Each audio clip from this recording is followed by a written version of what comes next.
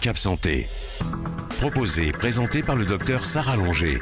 Votre nouveau magazine santé à regarder en complément d'une alimentation variée et équilibrée d'un mode de vie sain. Pour découvrir, s'informer et rester en bonne santé, suivez Cap Santé sur Web TV Info.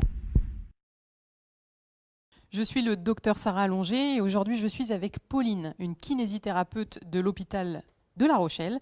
Et aujourd'hui on s'intéresse aux sujets âgés.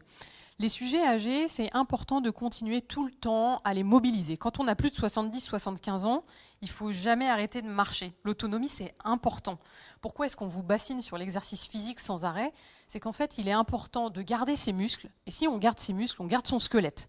Ça veut dire que quand on tombe, eh ben, on ne se fracture pas, par exemple, le col du fémur ou d'autres os où ça pourrait entraîner un handicap. Pauline voit tous les jours des sujets âgés, voit tous les jours des gens qui sont âgés de plus de 75 ou 80 ans. Et elle voit dans sa pratique qu'il y a beaucoup de gens qui tombent régulièrement. Alors pour empêcher de tomber, qu'est-ce qu'il faut faire? Comme tu viens de le dire, il faut marcher le plus possible. Voilà, il faut adapter aussi les aides techniques. Donc, si la personne commence à avoir du mal à marcher, on peut donner une canne, fournir un déambulateur. Il y en a à 2 roues, il y en a à 4 roues. Et puis après, on peut faire des entretiens à la marche, des exercices de la marche sur la pointe des pieds, en faisant des grands pas, voilà. Exactement. Donc, en fait, si vous n'êtes pas malade, si vous ne vous êtes rien cassé, c'est pas pour autant qu'il ne faut pas marcher.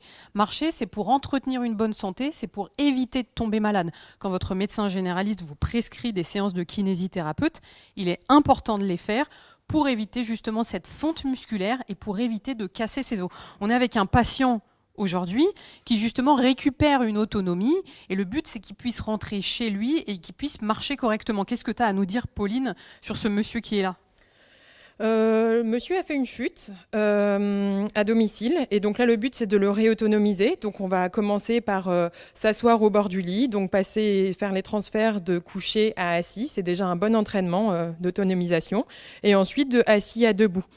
Après une chute, il faut tout de suite se mettre debout pour pouvoir ne plus avoir d'appréhension et pouvoir continuer à marcher au long terme. Alors je vous laisse et on regarde de quelle manière vous mettez monsieur assis dans son lit, parce que cette technique elle est très importante.